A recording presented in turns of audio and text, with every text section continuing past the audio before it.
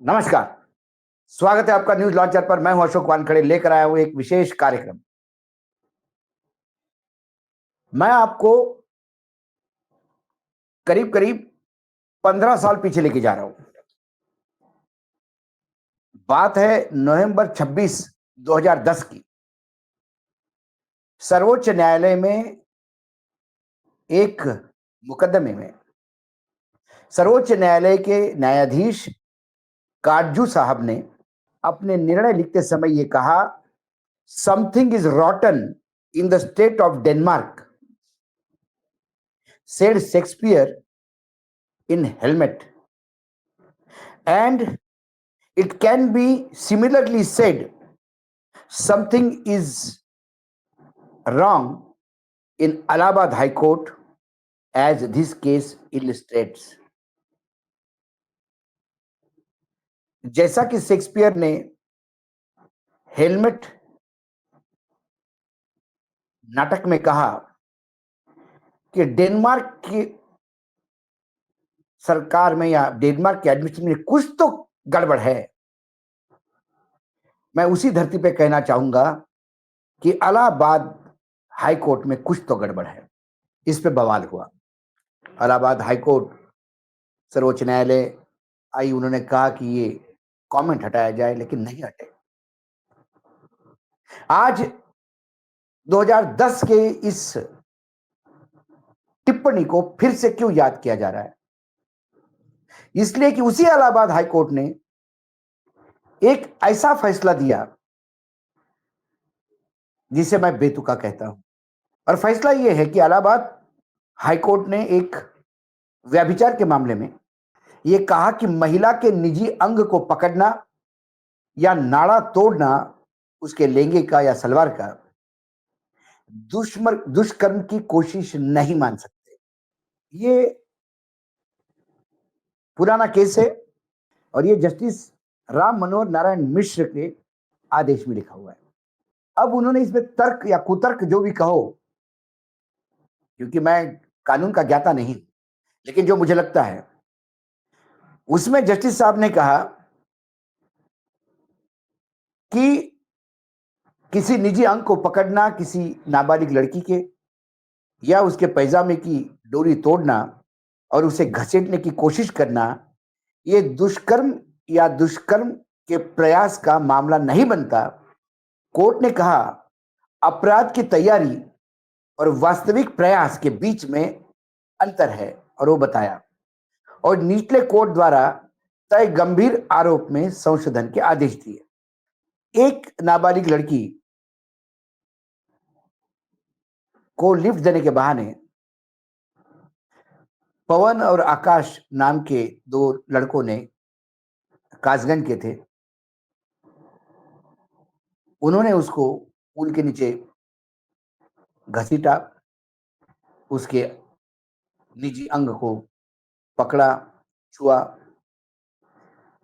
उसके सलवार के नाड़े तोड़ने का प्रयास किया, उसको घसीटा।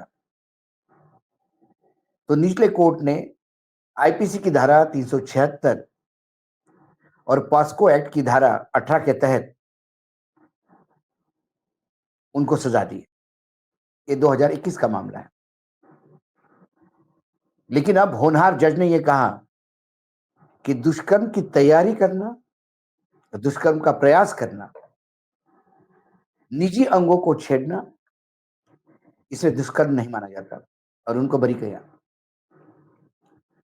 अब मैं इसको समथिंग इज रॉन्ग क्यों कहा?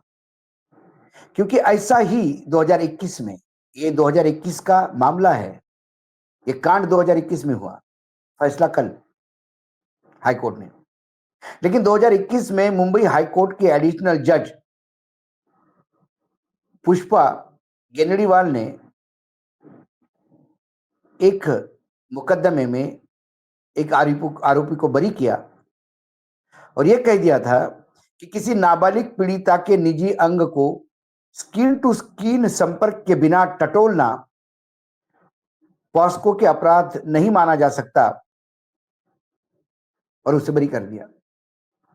इस 2021 के फैसले ने मुंबई हाई कोर्ट के पूरे देश में एक क्रोध की लहर पैदा की। उसके बाद नवंबर 19 2021 को ही सर्वोच्च न्यायालय ने बॉम्बे हाई कोर्ट की नागपुर बेंच के इस फैसले को पलटाते हुए कहा, किसी बच्चे के यौन अंगों को छूना या यौन इरादे से शरीर संपर्क से जुड़ना कोई भी कृत्य पॉस्को एक्ट की धारा 7 के तहत यौन हमला माना जाएगा। इसमें सबसे महत्वपूर्ण इरादा है, ना कि त्वचा से त्वचा का संपर्क।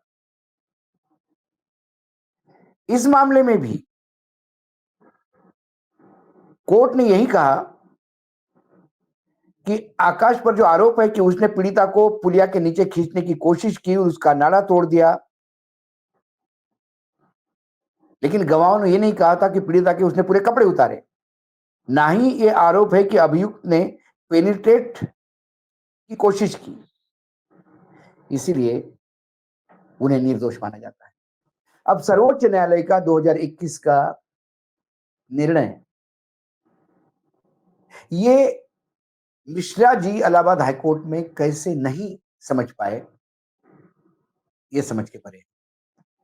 यदि किसी कोई बच्ची, मासूम बच्ची है, नाबालिग है, उसे पूरे बदन को कोई निचोड़ ले, फिर भी वो अपराध नहीं माना जाएगा, क्योंकि उसमें संभोग नहीं हुआ। सवाल यह है कि ऐसे नराधमों से बचा कैसे जाए। बहुत ही कड़वा एक वक्तव्य करने जा रहा हूं। मुझे पता नहीं कि ये कोर्ट की अवमानना होगी या क्या। जिस जज साहब ने ये निर्णय दिया, क्या उनके अपने सगे संबंधियों में किसी लड़की के साथ ऐसा होने पे वो मजाक मानेंगे या कोई गुनाह मानेंगे ही नहीं। आज यदि समाज में लड़कियों का शोषण बढ़ रहा है, आज यदि समाज में लड़कियां असुरक्षित महसूस करती है अपने आप को, वो सिर्फ इसलिए कि ऐसे फैसले उन दरिंदों को जगह देते हैं कि यहां से आप निकल सकते हैं। ये गलियां हैं कि आप कुकर्म से भी इन गलियों का रास्ता देखते हो। लोअर कोर्ट ने आदेश दिया, इनको सजा दी, और इलाहाबाद हाईकोर्ट ने कहा कि नहीं, मिश्रा जी ने कहा कि नहीं,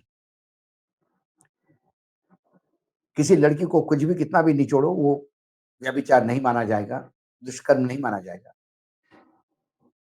जब तक उसके पूरे कपड़े नहीं उतारे जाए। इसके बाद कुछ मामले ऐसे भी है, सर्वोच्च न्यायालय ने एक और केस में, कि मेरे पढ़ने में आया कि राजस्थान का केस है वो 1986 का, 40 साल पहले का। एक नाबालिग लड़की को एक 21 साल के युवक ने दुष्कर्म किया। वो बेहोश पाई गई, उसके गुप्तांग से खून रिस रहा था, उसे एडमिट किया गया, केस चला। लोअर कोर्ट ने उसे 7 साल की सजा दी, राजस्थान हाईकोर्ट ने उसको बरी किया। सर्वोच्च न्यायालय ने कल इस पे फैसला देते हुए कहा कि हमें अत्यंत दुख है कि आपकी पूरी जिंदगी न्याय मांगने में निकल गई। जो अभियुक्त 21 साल का था, वो अब 61 साल का हो गया, सीनियर सिटीजन में आ गया। वो लड़की नाबालिग थी, वो अभी 50 की उम्र में होगी। पूरी जिंदगी निकल गई क्योंकि लड़की बेहोश मिली, लड़की को एडमिट किया गया, रिपोर्ट हुई, इन्वेस्टिगेशन हुआ, लेकिन कोर्ट इसी पे खेलते रहे वकील साहब कि लड़की ने नहीं कहा कि ये उसके साथ कुछ गलत हुआ। सर्वोच्च न्यायालय ने कहा कि अरे, किसी लड़की ने नहीं कहा इसका मतलब ये नहीं, लड़की की जो चुप्पी है उसे आप सम्मति नहीं समझ सकते, और लड़की चुप है इसका मतलब ये नहीं कि उसके साथ जो दुर्व्यवहार हुआ वो गलत नहीं था, वो सदमे से भी चुप हो सकती है। एक सर्वोच्च न्यायालय है जिसने 40 साल के लिए खेद व्यक्त करते हुए लड़की की चुप्पी को सहमति के बजाय उस व्यभिचारियों को 7 साल की जो सजा वो बरकरार रखी और 4 सप्ताह के अंदर उसको सरेंडर करने के लिए कहा जेल में। एक इलाहाबाद हाई कोर्ट है जहां ये कहा जाता है कि महिलाओं के निजी अंग को पकड़ना, उनका नाड़ा तोड़ना, उनको घसीटना पूल के नीचे, ये व्यभिचार नहीं माना जाएगा, ये निर्दोष है। इसके पैसे इसी इलाहाबाद हाईकोर्ट के एक जज साहब ने ये कहा था कि कानून बहुसंख्यकों के हिसाब से चलेगा। बवाल हुआ। उस न्यायाधीश जी को बुलाया गया कॉलेजियम के सामने दिल्ली में, सर्वोच्च न्यायालय ने। उनने उसके सामने क्या बोला पता नहीं, सर्वोच्च न्यायालय शायद सेटिस्फाइड हुआ उनके बातों से। बाहर आके उन्होंने कहा कि मैं मेरे वक्तव्य पे अभी भी बना हुआ हूं। जो लोग संविधान को नहीं मानते वो जज चेयर पे बैठे हैं, जो नाबालिग लड़कियों के शरीर के साथ खिलवाड़ को भी व्यभिचार नहीं मानते वो भी बैठे हैं। तो फिर काटजू साहब ने जो 2010 में कहा था कि something is रॉटन in Allahabad high court, क्या वो आज भी वही स्थिति है? सवाल ये है, ये सवाल मैं आपके बीच में छोड़ के जाता हूं। सर्वोच्च न्यायालय ने दिए हुए निर्णय सेटिंग माने जाते हैं। क्या सर्वोच्च न्यायालय को फिर से एक बार 2021 में नागपुर बेंच के फैसले को पलटते हुए उन्होंने एक नई नाजीर लिखी थी, क्या फिर से उनको ये करना पड़ेगा? सर्वोच्च न्यायालय को यह भी देखना है कि न्यायपालिका में नियुक्तियां कैसी होती है। यदि ऐसे लोग नियुक्त होते रहे तो फिर समाज में लड़कियों को पैदा होते से ही मारते हैं और सरकार कहती है कि लड़कियां पढ़ाओ, लड़कियां बढ़ाओ। किसके लिए? ये नराधमों के लिए। क्योंकि न्यायपालिका ने तो कहा जब तक पेनिट्रेशन नहीं होता, जब तक संभोग नहीं होता, तब तक हम इसको व्यभिचार नहीं मानेंगे, दुष्कर्म नहीं मानेंगे। बाकी उस लड़की की सब कुछ मिलता है। धन्य है न्यायपालिका, धन्य है हमारे जज साहब। लेकिन ये आते हमारी समाज से हैं। सवाल मिश्रा जी का नहीं है, सवाल उस यादव जी का नहीं।